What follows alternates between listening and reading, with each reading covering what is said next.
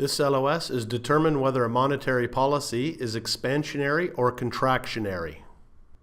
Okay, this LOS is pretty easy actually. We're going to look at whether monetary policy is contractionary or expansionary. Okay, so a contractionary monetary policy would happen by increasing the target rate.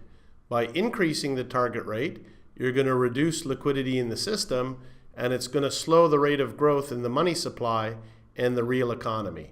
If a monetary policy is expansionary, you're going to cut the target rate, which is going to increase the liquidity in the system, and that's going to increase the rate of growth in the money supply and the real economy.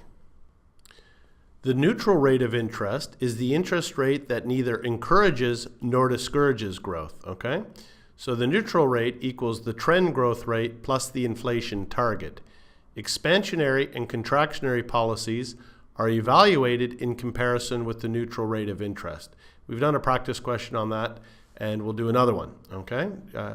Inflation shocks, that is deviations from expected inflation, may arise from a demand shock, which is pressure from increased consumption and investment, or a supply shock, which is pressure for an increased price level from an increase in prices of inputs, for example, oil.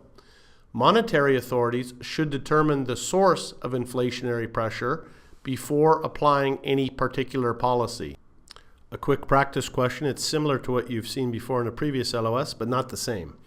If an economy trend GDP growth rate is 3% and its central bank has a 2% inflation target, which policy rate is most consistent with a contractionary monetary policy? Is it A, 4%, B, 5%, or C, 6%?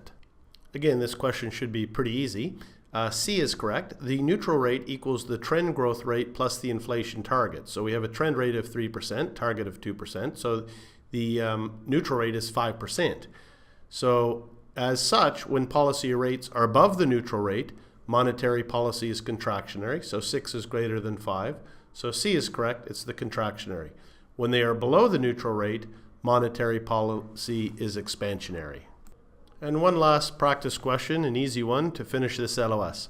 Raising the reserve requirement is most likely an example of which type of monetary policy? A, neutral, B, expansionary, or C, contractionary? C is correct. Raising the reserve requirements should slow money growth supply. Remember the reserve requirement with regards to the money multiplier? The money multiplier equaled, just let me write that out, money multiplier equals 1 divided by the reserve ratio, okay? So as we recalled from the other examples, if the reserve ratio is 5%, that would be 1 divided by 0.05, the money multiplier would be 20 times. If we increased the reserve requirement, let's say to 10%, that would be 1 divided by 0.10 equals 10 times on the money multiplier. The money multiplier has gone down. That would slow the money supply growth. So C is correct. It's a contractionary type of monetary policy by raising the reserve requirement.